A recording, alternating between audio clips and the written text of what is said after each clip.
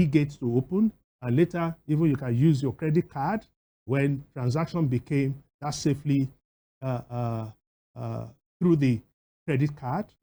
And they started to improve on it. So they eliminated the human aspect of it. They eliminated completely the corruption around it. Here in Nigeria, what do? Oh, we'll make so much noise about arresting 1 or 2 people. At the end of the day, you take them to court. They will faint. 200 billion. They will faint. Then they will adjourn the case. And then on technicality, maybe somebody serves 3 months and then he will be freed. That is if ever it gets there. Another one will have 48 houses. But since all you have to do is just join the APC and all your sins are forgiven, the 48 houses are returned to him, the case of 200 billion is quashed. And nobody is talking. Nigerians are not incrementally interrogating this like every day. Somebody is being brought up, his name throw up, minister. Somebody is not asking questions. Tell us, what has he done to deserve this position? Somebody is being brought up to be president. Tell us, what has he done to deserve this? Ordinary interview, nothing. Having to even tell us what you want to do. You want to say, how can you, in the year of the Lord 2024, say you want to do reforms and you want to give us a policy statement, and all you have to do to tell yourself, to satisfy yourself, is to make a statement without recourse to the people, to explain to the people that you are holding this sovereignty on their behalf, that this is what I want to do, this will take so, I will need your cooperation, and if we do it well, we'll be out of this rut in 10 years. Not one single statement to back up anything. We are just left out there in the cold. And then they will now ram it down. Oh yeah, let's do prayer session. That is the part that is the most criminal. Now they give you money to vote for them. You vote for them, and then you go home. And then somehow you have this feeling that you've done the right thing. That's the reason why you voted. Or you probably would even want to say it is because of religion. You do all of that.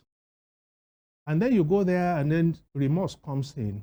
And bias remorse is one of the most devastating things to happen to the human brain and mind. It destabilizes you. And when you now realize that you made a mistake, and you want to come out and shout, of course they won't want to make you shout. Because if you do, they take you, just like they did with those small children, and slam you with treason.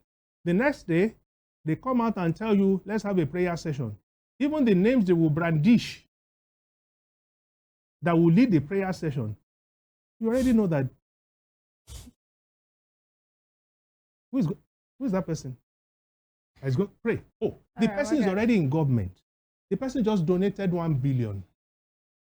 And that's the person to pray for economic recovery. Now, my brother was talking about the non-availability of money, well, let's say foreign currency, because that's what we spend really.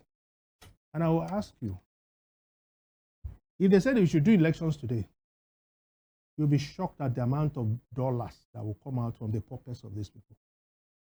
But there's no dollar now to help with Nigeria. Our letters of credit are being rejected. Airlines are being owed money in the backlog of 3 to 4 months, so they now pass it on to us. Normally, the ticket that should cost maybe 700,000 naira is now going for 2 million. You know why? Because the airline is not sure of when it will be able to change its money at the official rate with the CBN to be able to remit. So that is what is going on. So they will tell you there's no money. But let there be an election today. The money will come out. And the question is, they've enjoyed Nigeria.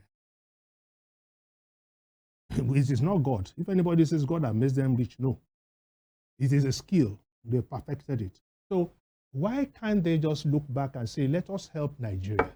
Just like it happened in Saudi Arabia. Saudi Arabia had this kind of problems. The Crown Prince locked all of them up. I said, until we do something for Saudi Arabia, we are not leaving this place. They were able to generate 100 billion. Mr. President, please do same for Nigeria. Lock yourselves. Everybody that has stolen, or don't let me even say stolen alone, money found its way into your pocket one way or the other. All right, Mogaji. So why don't you just do like that and even tell Saudi Arabia, shame on you. We're better than you. If we can't even do more than 100 billion, we'll do that 100 billion.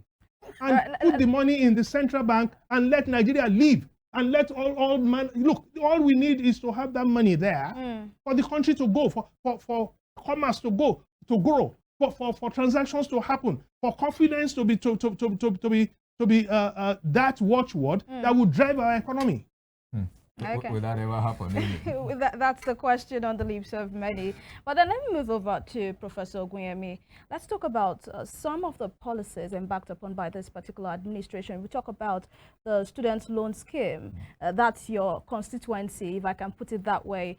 For the first time in this country, we are having the student loan scheme where students can get loan from the government, then pay later when they start working, when they start earning. Now, there are people that have criticized this particular scheme by the government, and I should say the Academic Staff Union of University, ASU, was a major critic of the student loan scheme. Do you think this policy is really an antidote against illiteracy or the rate of dropouts that we have in this country? Thank you. First, let's clarify two things. The student loan scheme or the student loans fund is not for all education. It's not for all levels. It's not for primary school. Yeah. It is not for secondary school. It is for tertiary education. And tertiary education, as at the last time I checked in our constitution, is not for everybody. First, it is for those who have qualified by the reason of examination and for the reason of placement. You must have been a student in the university. Sure. And it is for the indigent. If your parents, the combination of the income of your parents exceeds 400,000 naira in a year, you are not qualified. Oh yes, that's the condition. And then the student's loan, you apply for it and you bring guarantors. Guarantor must be a person whose level in the civil service, for example, not less than level 10. So it is not a dash. That's the second level of clarification. It's not a dash. It is money to be paid back. It's a loan. It's not a bursary. So if a person, for example, is not qualified for it, let him not go close to it. And if a person is qualified for it, let him think of how to repay 2, 3, 4 years after his graduation, and not collapses as they collapsed in the 70s and 80s, the Nigerian student level. This student loan board it's not reinventing the wheel. It's been there, it was there before. In fact, there was one Nigerian who decided, only recently this year, to pay back a loan that he took when he was at the University of Ife, then University of Ife. He paid back when he realized that the possibility of a backlash may begin to roll. See, one should not constitute himself into a professional antagonist of government, such that everything government does, you want to do it because you didn't like the person, the face of the person in government. It doesn't work that way. No country grows that way. The truth of the matter is that the students' loan scheme is good, very good, and very good for the indigent only. So it is not for he whose income, even personal income as a student, exceeds 500,000 in a year, 1 million naira in a year, and is the one that is criticizing it. By what authority? What's the justification? It is only for the poorest of the poor, who, 1, has the talent, 2, has the qualification, 3, has qualified in terms of admission to the university, that is deserving of that loan. It was this, was that. Such that we call them free riders. Free riders are not supposed to come into the scheme to come spoil it. You must really have the qualification. Now, what has happened since the implementation? All manners of free riders, particularly from the northern part of Nigeria, have bedeviled the scheme. Such that I tell you by the authority of my honor that the possibility of repaying back after their study is almost nil. Why do you and say would so? likely be written off by the government. Why? I mean, government often writes off such loans as a way, as a political settlement to be able to throw water in the front so that you can walk upon the wet ground. Why do you Even say in the US, even in the US. So people will pay this time around differently, depending on certain conditions, than they did in the 1970s, where they could not be apprehended. Why? They gave wrong addresses. 2, they supplied fictitious guarantors. 3, they decidedly, those who got it, and I didn't want to say any part of Nigeria that frustrated it, will take the loan and go into trading. 75% of those who took those loans in the 70s, 80s went into trading. They did not use it for education. At any rate, the Nigerian government has always subsidized education to the extent that here in my university, Obasanjo University, to do medicine, less than 80,000 naira is your school fee. And it just happened just in the last session. Who does that? Where in the world do you do medicine for less than 80,000? That's huge subsidy. Law, 19,500 naira to do law for 1 year. Obasanjo University, until it was reviewed to 76,000. Only last session. So, let's see, government has always done a lot with respect to education in this country. And now that it has another scheme for the most indigent of our students, by all means, let patriots support it and not bring in medicinal interlopers to rubbish this. Let's talk about the sustainability and the expansion of this scheme in the coming years. Oh, it is absolutely sustainable because it is dependent upon the Petroleum Trust Fund. The Petroleum Trust Fund takes 1% post-tax as deduction of all companies registered in Nigeria. So if it takes 1% of their profit after tax, what's wrong in that? And that is a dedicated account. They don't need to go into the treasury, into the Nigerian General Treasury to take the fund. No, because there's funds always going, and there are others that are contributing to Nigeria's development, so like the Carnegie, the McCarthy, the MacArthur, and so many of them. It goes into this fund, and there are donors too. For example, Dangote donated 20 billion into that fund. Just to create, because Dangote is one of those people that's benefiting from Nigeria's high net worth individuals without supporting anywhere. But at least it is contributing now, and it should be saluted. Now that my union is against it, is I cannot understand why. Their argument is that instead of the loan fund, why not liberalize it and just say university education, tertiary education free? Don't pay anything. And you don't think that's possible or viable? Absolutely. I think it is. I think it's unbecoming to be saying, take a thing of value, don't pay. Where in the world will you enjoy value and you are not giving anything? Where? Is it in England? Where? In all the socialist countries that collapsed, were they practicing that? Maybe Cuba. Okay, well, maybe Cuba. But they collapsed. Their economic collapse.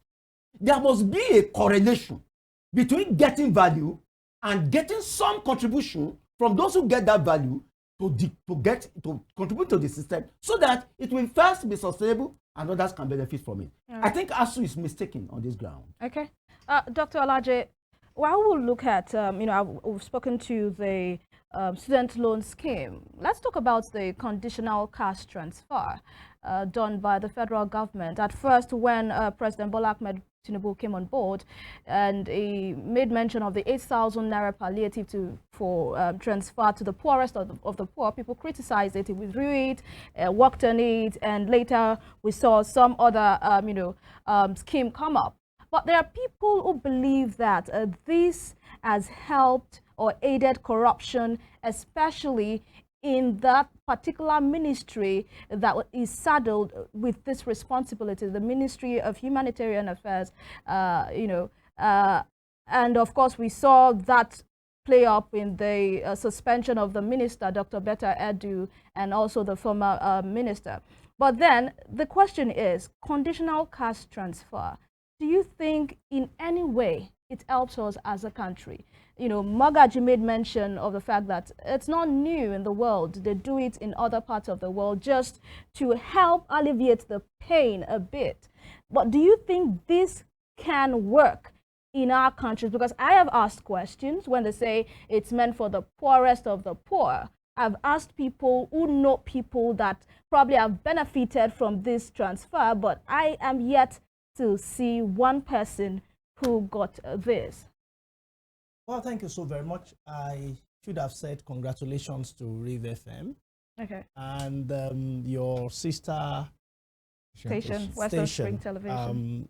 It's easy to talk, but not easy to do. To have done 9 years, and I know that you have been award winner back to back, especially your radio station. Sure. So it's not a small feat at all. In Nigeria, after 5 years, if the organization still exists, then we need to compliment you because of the business environment. Exactly. Even though ease of doing business showed positive signs, after a while, from 176 to 151, but the truth is, it grew even to 136. But the truth is, on ground, when it comes to businesses that are moving from micro to small, small to medium, it's a peculiar task. And it's a hill to climb. Sure. For me, I doff my cap for you. Thank you. Your organization, your overall body, you've done really well for yourself. You. And I know that you are a pride, not just to this state, to our nation, Nigeria. Thank you. Answering your question directly regarding conditional cash transfer, I agree. Nigeria is not the only country that has done this. But I tell you, China was once the largest population in the world up until 2022, 2023, when India decided to become the largest population in the world. At that time, China thought the way of moving our people out of poverty and deprivation, and I'm referring to 60s and 70s, was via conditional cash transfer. The truth is that the people remain in poverty, hunger, and deprivation until China knew that that is not what brought Europe out of the same economic crisis. Nigeria is repeating a method that we have known in the world that has failed. I am not saying giving it to people is not good or bad. I'm saying that what is the impact? So people became poor because one sense of dependency increases. People are not able to work because they believe that something will get to them. In any case, what happened to China? China then changed strategy because at the time it was an economy that was practicing autarky, was not really trading with the rest of the world, maybe few in terms of exchange. So it was autarky. No, but here is it. What did China do? They started building factories and saying that production is the way to go. Wait a minute. President Buhari was fond of spending 500 billion when exchange rate was less than 500 naira on the same program for 8 years. How much was that? Leave President Buhari alone. President Tinubu have started the same thing. And not just the president. Governors are doing the same thing. Pull all of these non-productive monies together. It's like you have a large farm. You now have a bottled water or sachet water. You are now sprinkling it in different corners of your farm, hoping that you are doing irrigation. You have wasted the water that is insufficient. Your crops will not grow, they will all die. Poverty will be strong, will be entrenched in the system. So you're calling this conditional transfers wastes? It's a waste, clearly. Because let me ask you, the way you have been looking for people that has impacted, I know a few persons, but they have to be political cronies, they have to be people who have registered under political structure, political register. And this is not to attack a political party, across all political parties, even in states. That is what President Tinubu, you know, when he said he was going to give 80,000, as soon as he finished that broadcast, I was in a television station and asked me, I said it was a big mistake. And I spoke in about 5 other TV stations and several radio stations. I put it in the print media. I was shocked that a week after, the president reversed himself. And I was asked by a TVC, have you noticed the president reversed himself regarding what you said last week? I said, it's not a sign of weakness, it's a sign of strength.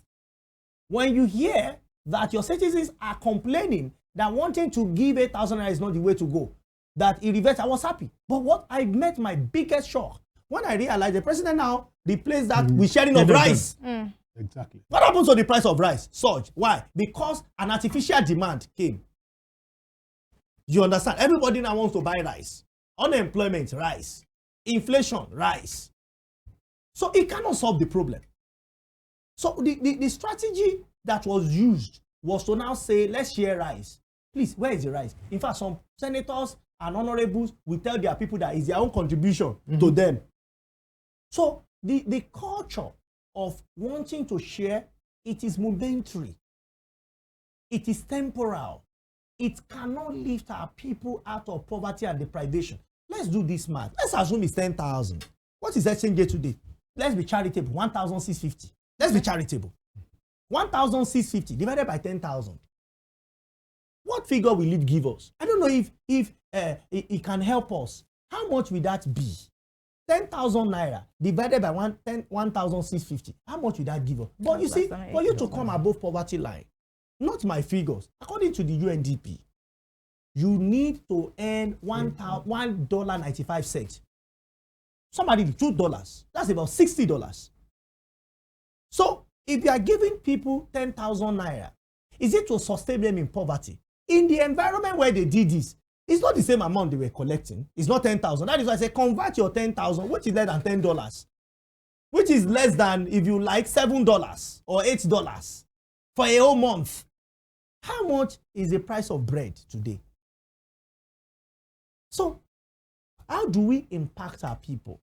So as a government that wants to help people, because in Germany, even if you go on social support, government will keep you there, give you some basics. However, there are opportunities that they will even inform you that there are openings. In Germany, they will even teach you skills. They will teach you skills. But even if you are in jail, they will make sure that you go through a productive system in jail that will teach you about certain things that when you come out of jail, you become productive. We have technical here. How popular is it? It's now a bus stop. We have technical in Osogbo. The technical school. How many? How popular is it? Everybody wants to go to Ife. Yeah, I finished from Ife, but everybody wants to go to AU. Want to go to UI of this world. We don't all have business in the university. Is that how popular universities are known in China? No. Is that how they got there? No. Is that how popular they are in areas where industry was promoted? And he said, I made an example the last time. I said, check, countries are not the same. China has the largest population up until 2 years ago. China understood that we cannot use service-driven GDP. It has to be production-driven GDP. Absolutely. So what was their target? Factories, because they were sharing money the way we were. Factories were built. They ensured they wrap up with their energy system, electricity. They also wrapped up in infrastructure, road. And they provided skill, not degree, to their people. Look at where Germany is, China is today. Leave China, go to the Southern America. Brazil did the same thing. They now produce stronger rice equipment than their counterparts in India. Because they understood that the miracle, economic miracle we are looking for is in production. That's the economic miracle. Go to America. With all the technology America is still producing. But come to my beloved country, Nigeria. 20 to 60%, gross about 80% is in non-manufacturing, non-industrial sector. You know what we have done? We have sandwiched our economic miracle. We have sandwiched it. And we are hoping that when we eat it, we will eat nothing. We'll be hitting, even in agriculture. Production is not agro-processing that is taking the lead. It's crop production.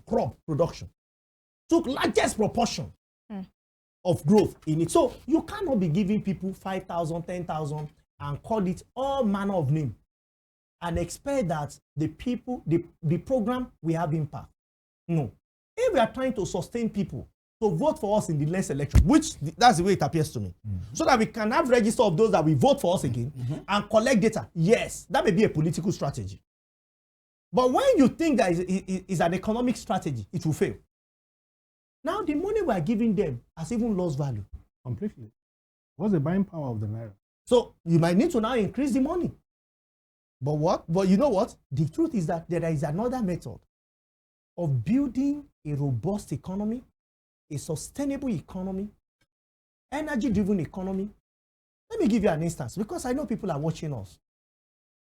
Imagine that we say we want to solve the problem of school uniform. 40 million pupils, primary, secondary. If the only thing we can produce in Nigeria is adire from Abeokuta, if that's the only thing we can produce, let's produce it.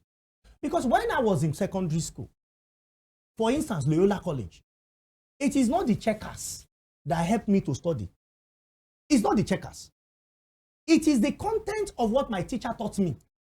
So why will I go to school and spend so much money from India and China and East London and expect that those things will impact my life? Will London allow that you're importing school uniform into their country? And guess what? As we're having this program, a bar and a girl are somewhere now, talking to themselves, inside one dark room. After 9 months, somebody will come out. They will put pressure on your exchange rate because they don't care. They don't know that the school uniform for that boy or girl or those twins to come to life will be imported. And look at all of us in this studio. My brother and I, if I was saying we are westernized and our clothes are imported. But even Mogaji himself, His Highness, and my prof, their own clothes too, they are not made in Nigeria. Why? Go to Kaduna. It's moribund. It's a shadow of itself. It used to be the pride of West Africa, not just Nigeria. Yes. But where is it today? Even this Adire I'm talking about, they started importing it from China. Oh, yes. They will now tell you that, do you want Nigeria owned or you want the one from China? Meanwhile, our government is looking. My governor, in what's it called? My governor in, what's it called now? Ogun, is looking. Till that market is gone. Meanwhile, my governor in Osun, what can he do? If this is what our people can do in Osun State, can we make laws to say that in the next 5 years, or the next 2 years, in the next 1 year, this is what Osun students will use? Laugh at us, but you see the growth in our life. You see the productivity. You see employment. Made by Osun people. Made by Osun people. In fact, Adire, you can write names of different schools, and they can use different colors, different patterns. This is how growth will come. China has once made the worst car in the world. Not the kind of cars they do today. They are not the worst cars anymore. Because when you produce over and over and over, you see errors and you correct. And you beef up and there's improvement. It is not when you give people 5,000. It is common knowledge that when you give a man a fish, you make him dependent. If you want him to be independent, you throw him out of fish. So that's where our economic miracle lies. It's not 5,000. Thank you, Dr. Alaje. Mogaji Adejumo. Dr. Alaje just hinted, some other set of reforms that we can work on. However, I want to say that Tinubu's economic reforms can be oblique, Mogaji Adejumo. But then let's look at the person who is pushing, the personality of the person pushing these reforms. As an Afenifere chieftain, Mogaji, your group pitched your tent with Peter Obi and not with President Bola Tinubu. And even though some people still question how influential the Afenifere is when it comes to the social politics of this nation, Bola Tinubu still won the 2023 election. Oh, yes, because he has the money. Okay. End of story. So now, then, yes. Mogaji, my question to you is that, is it that you do not believe in the leadership of Bola Tinubu to successfully lead this nation out of the quagmire we are in? Or you think he's not the kind of leader that some have called a reformer? The answer to that, we'll have to go back to year 2000. And I'll tell you why. When Obasanjo came in, he set out to do two things. First, education. The very first bill, the very first thing they did was UBE.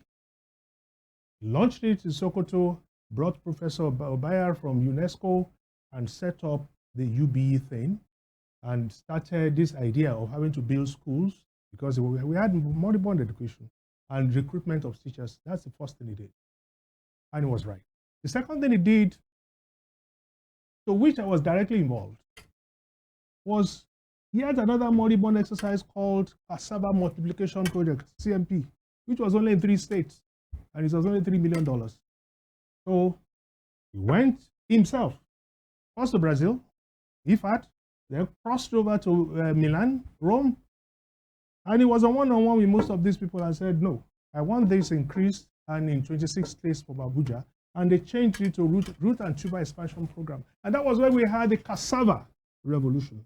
I wrote the project implementation manual for that project. And the very first in the whole of Africa, a consultant from Africa, the very first time that wrote a project implementation manual for the World Bank. That was year 2000. And that was when we started going around. I toured everywhere, wrote the procurement as well as financial implications of all of this. And that was the boom. As at that time, other West African countries were doing better than us in cassava. But in 2 years, we were #1 in Africa. That was Obasanjo. He picked certain areas and faced them. He had people like Ohiolei. What did Jonathan do? He had other people too with the Ohiolei, but he had a certain Akinwumi Adejumo. You know what he did? Exactly what he's trying to say. It wasn't like meeting the cooperatives and all of that and say, this is how we are going to distribute fertilizer, and it was going to be a constituency thing and a minister and a governor and then a senator. No, he was doing directly with the farmers. He had a simple tool installed in their phones. If a farmer needs a fertilizer, all he has to do is just send a message. Prof is agreeing with me, and it will be delivered to him like it was Jumia. And we had all of that food security. How did Akinwumi Adejumo, how did he become the president of the ADB? Because all of these are written in his CV. Yeah. Everything that Ogunyemi presented to be the president of the World Trade Organization were all the things she achieved from Nigeria, particularly in a ministry where she realized that about 4 to 5 billion was being paid to ghost workers, and she embarked upon electronic census of everyone. They resisted it. She fought it. She actually succeeded. It's in her CV. Nobody will see that all over the world and say she's not Competent. the kind of person competent with the right kind of capacity to run the WTO. So when we, in Afenifere or anywhere else, when we are talking based on the fact that you need to identify meritocracy. You need to put the right people in the right places. You need to do extraordinary things. Afenifere is used to doing things that people would think are impossible. Starting from Awolowo, whoever believed Awolowo was going to be able to do free education. About 6 of us went to, including Nobody believed. Sorry? Nobody believed. Nobody believed. To do it. In fact, Awolowo had to go to the most influential man in Ondo area there. That was the Deji of Akure, to convince him. Then he said, Baba, I know you have many children. All of these children are going to go to school free. You won't even buy anything. I'm going to make sure that every school is situated within 1 mile and the rest of it. So Baba looked and said, Omomapo. Awolowo said, I give you this word. All your children will go to school. It was then. He had to do that. But nobody believed he could do it. Free health, nobody believed he could do it. In 1979, Shagari and Akinjide and the rest said free education is not possible. In fact, there was a particular debate between Shagari and Awolowo. Awolowo said, you can do free education. Shagari said no. So Shagari, the question was, where will you get the money? Awolowo said, look, all the tea and coffee and all that they drink in government offices, have you found out how much it is? He said, well, he said, the statistics are here. You can go and check it. I'll give you a free copy. 3 million. Newspapers and the rest of them. How much? Another 3 million. So Shagari said, it still will not be enough. I said, yes, it won't be enough because I have costed it. Free education is going to cost 9 million. Shagari said, where are you going to get 3 million? Oh, maybe you want to be president. I've given you where you get 6. You can use your head to find out where you can get another 3. That was the end of that interview. So the idea is, why are we like this? Why can't we think? Why don't you put the right kind of people in the right places? It's about conviction and the will. In fact, what you sent to us has that, the political will to do stuff. Now I will let the cat out of the bag today. We didn't just back Obi. If truth must be said, we did not just back Obi. We interrogated him in every way. We made him to sign a document.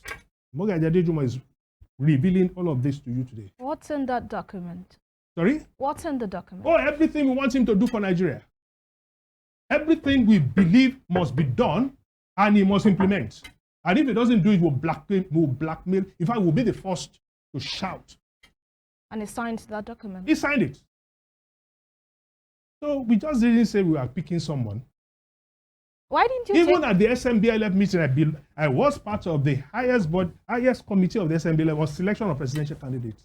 We sent them, all of them, we sent them certain things for them to feel and return to us. It was meant to be between them and us, so that we can begin to interrogate. It wasn't just going to be gratis. Mogaji, why not a Bola Tinubu? Why a Peter Obi? Let me tell you the truth. Many overtures were made. Well, if you want me to talk, I will tell you something. Please do. There was a time that was supposed to be a Mulika Akande that was meant to be the Speaker of the House. Who truncated it? Who brought in Tambua? One. Another time, I was part of the process of putting Amotekun on the ground.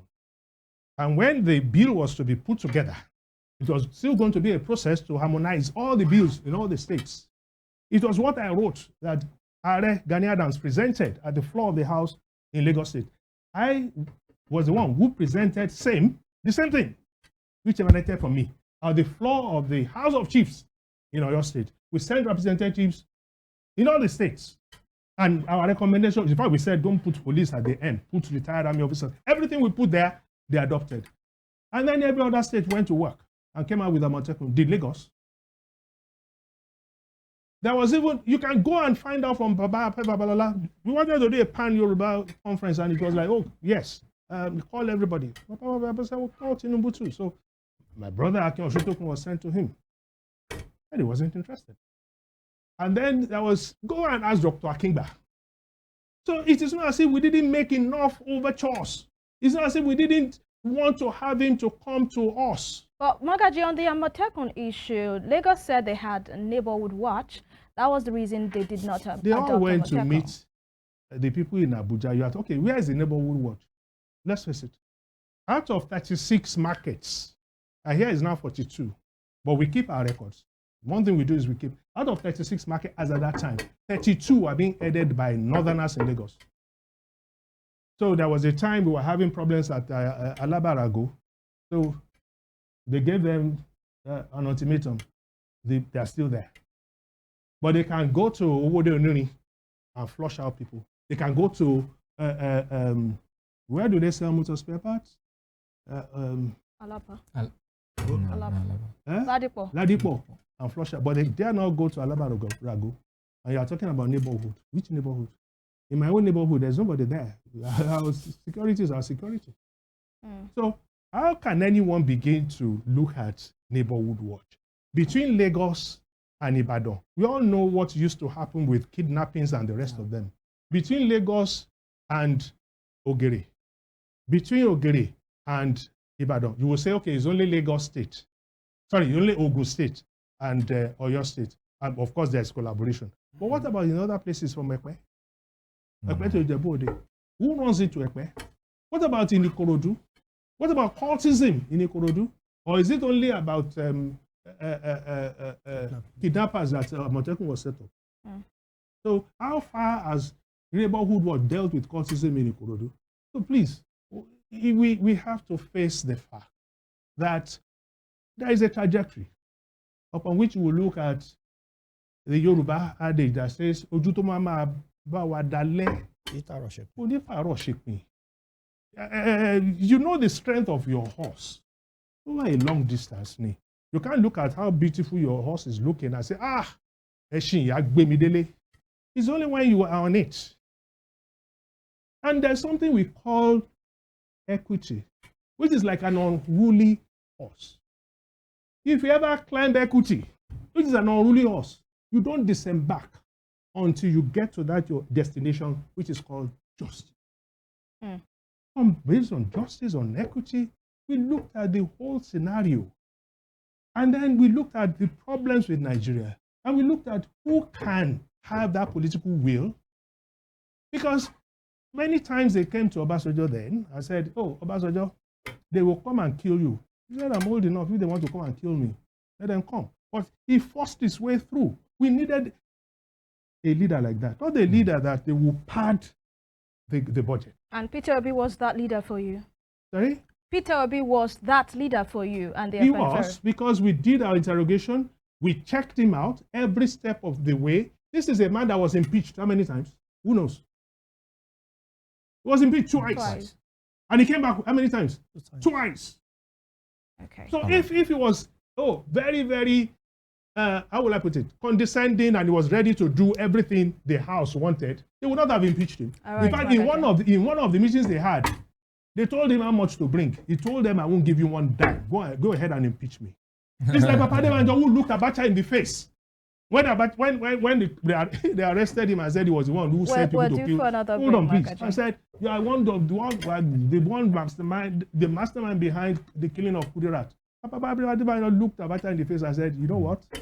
Forget all the lie. You are a coward. I owe you only one bullet. Don't give it to Al-Mustafa because that will still mean you are a coward. Pick up your gun yourself and shoot. Abacha said, this man has just take him away. This is a man that they said, okay, give us this, so we won't impeach you. Say, I won't give you a dime. Go ahead and impeach me. That's the kind of person we need. All right. Thank you so much, Mogaji Adejumo. Hold on. We are due for Not a the break, kind of Mogaji. person that will say, but the budget was padded by the National Assembly. And he said, well, it's a case of you broke my back, I rob your back. All right, Mogaji, we are due for a break now. The conversation is getting interesting, I should say, but we have to go for this break. When we come back, more conversations, more talks, and of course, we'll look at more reforms and policies by this administration of President Bola Ahmed Tinubu. Do not go anywhere.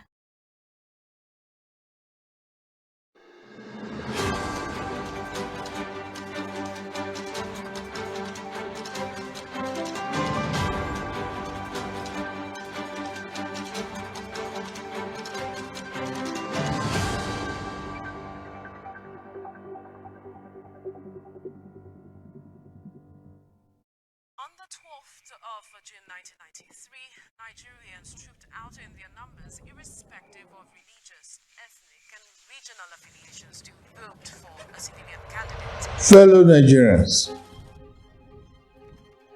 it is exactly 3 decades today that Nigerians went to the polls to exercise their inalienable right to elect a president of their choice to lead the transition from military dictatorship to a representative government of the people. I pledge anew our commitment to diligently fulfilling every component of our electoral pact with the people, the renewal agenda. I, Senator George Akwu, do solemnly swear that I will be faithful. We shall be faithful to truth, faithful to equity, and faithful to justice. We shall exercise our authority and mandate to govern with fairness, respect for the rule of law, and commitment to always upholding the dignity of all our people. On this note, I wish us a happy Democracy Day celebration and pray that the light of liberty shall never be extinguished in our land. Thank you all, and may God continue to bless the Federal Republic of Nigeria. You see, it's a matter of presentation, and as far as I'm concerned, this is a military government is not an ideal government to have. That's why we are all praying for democracy. The people of this country went to polls on Saturday, June 12, 1993, and without let or hindrance chose me as their president. Didn't they? They did.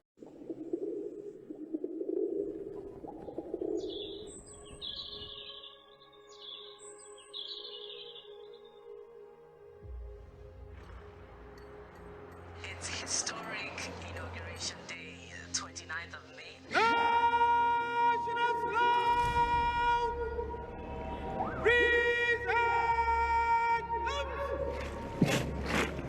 But you can't live without hope. You need hope to cope. You understand the role Nigeria plays, not just in Africa, but in the world. Right behind them, after 2 battalions, there you see the Nigerian Navy, all decked out in their cream and navy blue. You see that. And then right behind them is the Air Force and the Nigerian police. A very beautiful, beautiful sight to behold.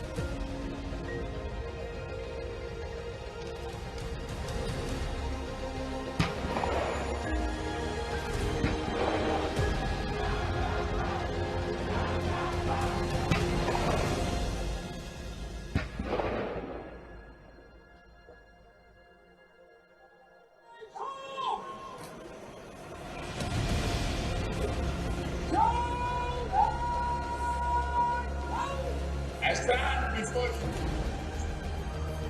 honored to assume the sacred mandate you have given me. My love for this nation is like lightning, my confidence in the spirit of wavering, and my faith in God Almighty is absolute. We have come before Sunday to march beyond dimness of night into open day of the new national hope.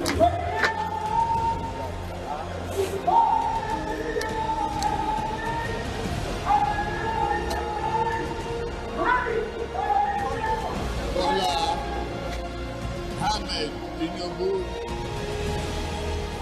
do solemnly swear that I will be faithful and bear true allegiance to the Federal Republic of Nigeria, and that I will preserve, protect, and defend the Constitution of the Federal Republic of Nigeria. So help me God.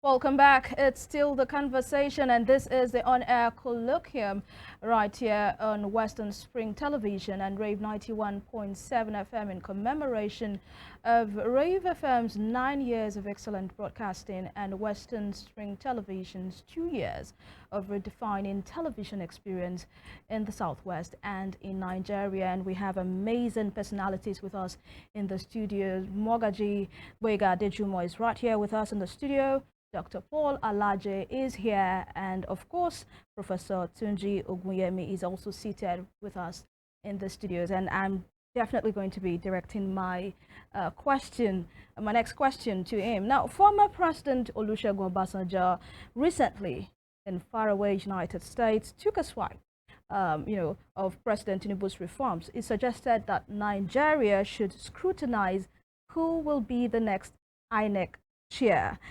In a swift reaction, the presidency described as a bad poster boy for democracy, described former President Obasanjo as a bad poster boy for democracy. Do you think INEC is the problem of the political